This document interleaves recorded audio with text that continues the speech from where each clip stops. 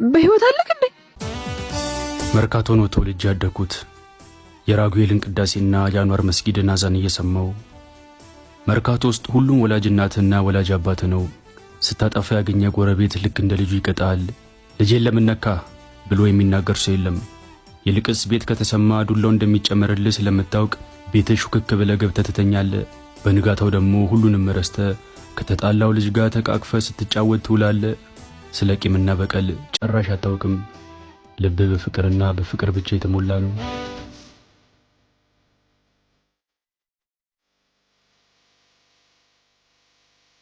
ከካሊድ ጋር አብሮ አደጎች ነን።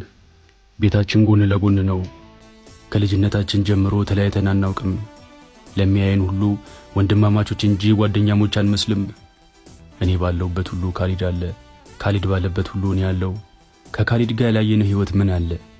ከልጅነት እስከ ጉርምስና፣ ሰፈር ውስጥ ድድ ከማስጣት እስከ መርካቶ ሽቀላ፣ ከደጃዝማች ገነሜ እስከ አዲስ ከተማ ትምህርት ቤት ብዙ የሚነገርና የማይነገር ህይወት አይተናል።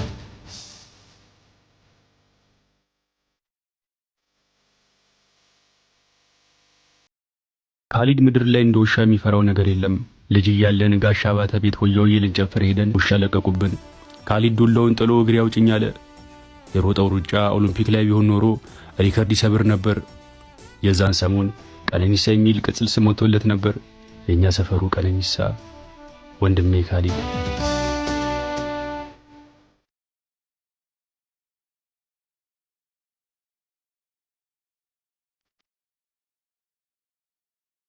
አስራ አንደኛ ክፍል እያለን ሜላት ከምትባል የሰፈራችን ኮስታራ ልጅ ጋር ፍቅር ያዘኝ።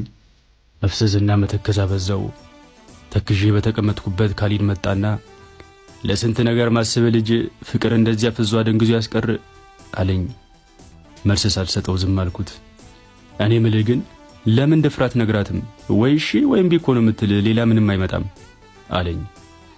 ማድረግ እንደማውራት ቀላል መሰለህ አይደል አልኩት። እያወራን እያለ ድንገት ሜላት መጣች። እንደውም ይኸው ራሷ መጣች። አንተ ማትነግራት ከሆነ እኔ እነግራታለሁ አለኝ። የተንሸኳሸኩ ኧረ ተው ይቅርብ፣ ልጅቷ እንኳን የፍቅር ጥያቄ ተጠይቃ አይደለም እንዲሁ ዝም ብሎ ሊያወራት የሚሞክረውን ሁሉ በጥፊ ብላ ነው የምትመልሰው አልኩት። ይህን ያልማ አትንበጫበጭ ብሎ ተነሳና ወደ ሜላት ሄዶ ሜላት እንዴት ነሽ ብሎ እጁን ገና እንደዘረጋ በጥፊ ደረገመችው። ካሊድ ጉንጩን እያሻሸ ወደ እኔ መጣና ሰላም ማለቱ ይቅር ጥፊውን ምን አመጣው አለኝ። ግራን ለመታ ቀኝ ስጥ አይደል እንደሚለው ለምን ቀኝ ጉንጬን አልጨመርክላትም ብዬ ሆዴ እስኪቆስል ሳኩበት።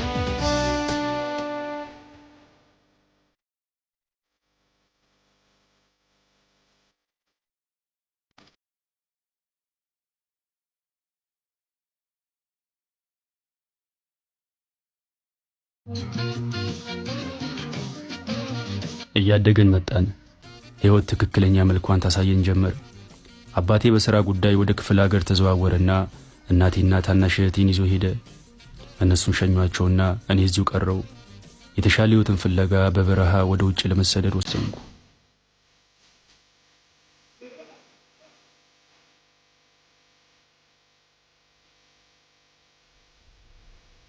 ውሳኔ ለካሊድ ነገርኩት። ካሊዶ በቃ እኔ ልሄድ ወስኛለሁ። አባቴ ጉልበቱ እየደከመ ነው። እናቴም እቤት ናት። ቤዛም ገና ተማሪ ናት። ከኔ ውጭ ማንም የላችሁም።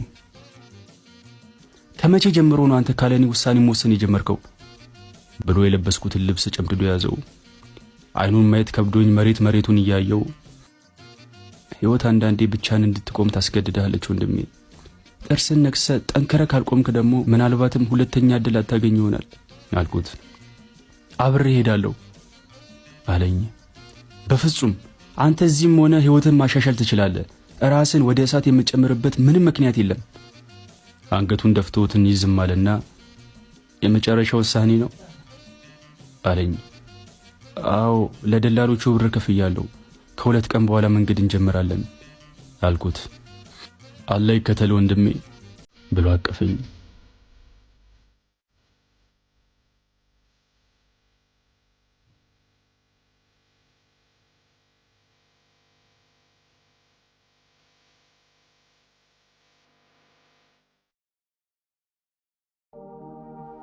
ከሁለት ዓመት በኋላ ከስደት ተመለስኩ።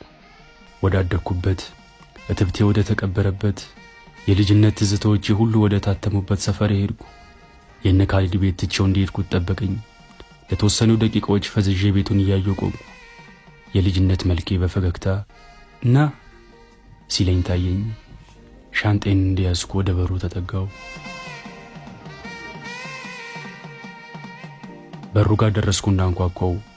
የካሊድ እህት ሃናን ከፈተችልኝና አቤት አለችኝ።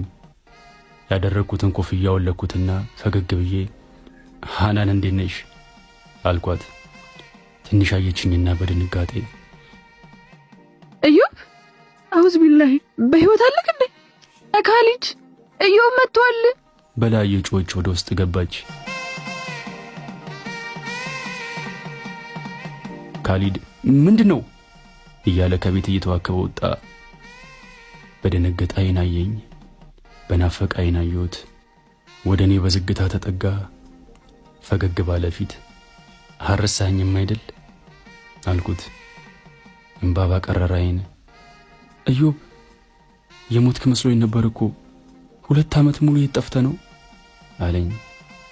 ታሪኩ ረጅም ነው። አታቅፈኝም አሁን አልኩት። ጭምቅ አድርጎ አቀፈኝ። ተቃቀፍን።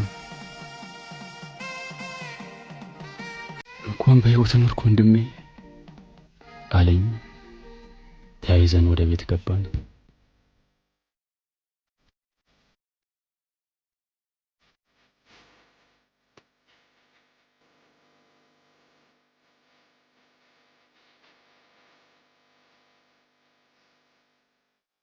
ምን ነው ጓደኛዬ ስራ አይደል እንዴ? ምን ዝቅ ብሎ ክብርን አዋርዶ ጫማ መጥረግ ነው ስራ? ቆይ ለዚህ ነው አበድሩኝ ስትል የነበረው? ትንሽ እንኳን ክብርን አትጠብቅም? እንዴት ናችሁ ቅዱሴ በሴ? የት ሄደ ነበር? እኔማ ስራ እየፈለኩ ነበር፣ ግን በቃ ምንም የለም። ትርፉ ልፋት ነው። ምን ይሻላል? ጊዜው እኮ ከባድ ሆነ። በዚህ ጊዜ አይደለም ምንም ሳይሰራ ተሰርቶ ራሱ በጣም ከባድ እየሆነ ነው። አይደለም ለ2 ወር ስራ ፈተ። እኔማ ስራ እስካገኝ የሆነች ነገር ለማድረግ አስቤ ነበር፣ ግን እናንተ ካገዛችሁኝ ነው። ምን ችሎ ከሆነ ችግር የለውም። እንደ ጓደኝነታችን ማድረግ ያለብንን ነገር ሁሉ እናደርጋለን አይደል በሴ? ምን ችግር አለ ታዲያ? እናግዛለን። እኔማ ቀለል ያለች ስራ ነበር መስራት የፈለኩት፣ ግን የተወሰነ ዕቃ የሚገዛዛ ስላለው 3,000 ብር ያስፈልገኛል። ሰርቼ መልስላችኋለሁ። 1,500 እንድታበድሩኝ ነበር። በእናትህ ምን አለ ትላንት ብትነግረኝ ሙሉውን አበድርህ ነበር። ዛሬ በፍርድ ቤት ኬዝ አካውንቴ እንዳይንቀሳቀስ ታግዶብኛል። እንዴት ነው የሚያናደው? በእናትህ ችግር የለውም ከሌላችሁ። በጣም ይቅርታ ብሩኬ፣ የምር እንዴት እንደተናደድኩ የምር በጣም ነው የደበረኝ። ችግር የለውም ብሩኬ፣ እኔ 3,000 ብር እሰጥሃለሁ። ብቻ አንተን ይቅና እንጂ። እሺ በጣም ነው የማመሰግነው። ምንም ምስጋና አያስፈልግም። አንተ ብቻ ይሳካልህ። አሁን ከፈለግከው ራሱ አሁን ትራንስፈር ማድረግ እችላለሁ። እሺ ጓደኛዬ። በቾድ መልካም ውለታ ስለሰው በችንገዳታ ከሌለ ማናለደጂ ኪሴነ የቅርብ ወዳጄ በቾድ መልካም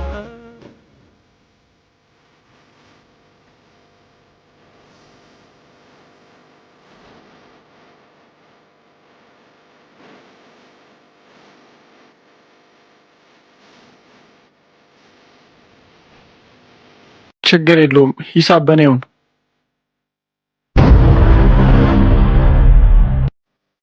ምን በልሜ ነው በሆኔ ነው? ይሄን ማመን አልችልም። ሊስትሮነት እየሰራ ነው? ምን ነው ጓደኛዬ ስራ አይደል እንዴ? ምን ዝቅ ብሎ ክብርን አዋርዶ ጫማ መጥረግ ነው ስራ? ቆይ ለዚህ ነው አበድሩኝ ስትል የነበረው? ትንሽ እንኳን ክብርን አትጠብቅም? ዝቅ ብሎ መስራት የተስፋን ጥንካሬ ይሰጣል እንጂ ክብርን ያሳጣል ብዬ አላስብም። ትሰማኛለህ? አንተ ለክብር ማትጨነቅ ከሆነ እኔ እጨነቃለሁ። ነገ ላይ የሊስትሮ ጓደኛ በስቤ ሲባል እኔ ክብሬን አላጣም። ገባህ አይደል? ይኸውልህ ይሄን ምሰራ ከሆነ ሁለተኛ አጠገቤ እንዳትደርስ። ሰው ለራሱ ክብር ባይጨነቅ ለሰው ክብር አይጨነቅም እንዴ? ከጎጆ ፍቅር ችግር ሰንደቆንክ ያወታ በሐሳብ ገላ ቢከሳ አንተነ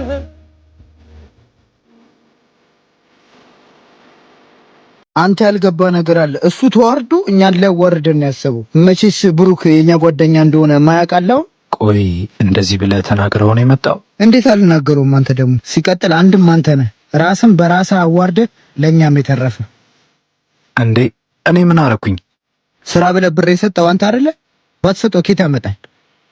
ይኸውልህ ከሱ ይልቃውን አንተ ነሽ በጣም ያወረድክብኝ። ብሩክ በነበረው ሰዓት እኮ ብዙ ነገር አሳልፋችኋል። አሁን ቀን ሲጥለው ከማውራት ውጪ ምንም ያደርክለት ነገር የለም። ታዲያ ተስፋ ሳይቆርጥ ዝቅ ብሎ መስራቱ ጠንካራነቱን እንጂ አዋራጅነቱ ምንም አልታየኝም። ብዙ ጊዜ ታዘብኩክ። ከጓደኝነት ይልቅ ገንዘብን ነው በጣም የምታስፈልጠው። ስለዚህ አንተ ጓደኝነት ምንም አያስፈልግምሽ።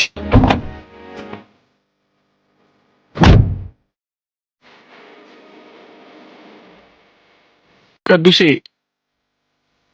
የምር ጓደኛዬ እንደዚህ በመስራት ምን ያህል ደስታ እንደተሰማኝ አንተ አታውቅም። ተው ቅዱሴ፣ ጓደኝነታችንማ በእኔ ማጣት የተነሳ ልዩነት አምጥቷል። የኔ ዝቅ ብሎ መስራት ለእናንተ ሰቀቀን ስለሆነ ከዚህ በኋላ ጓደኛዬ አትበልኝ እልሃለሁ። አንተ የምትለው የጓደኝነት ትርጉም የማያውቀውን የበስቤን አስተሳሰብ ነው። ለእኔ ግን ተስፋ የማይቆርጥ ማድረግ በሚችለው አቅም ሁሉ ነገን የተሻለ ለማድረግ የሚተጋ ጠንካራ ጓደኛ ስላለኝ ኩራት ነው የሚሰማኝ። ቅዱሴ ይገባኛል፣ እንዲህ የምትለኝ እንዳይሰማኝ በማሰብ ነው፣ ግን አይሆንም። እውነታውን የነገርኩ።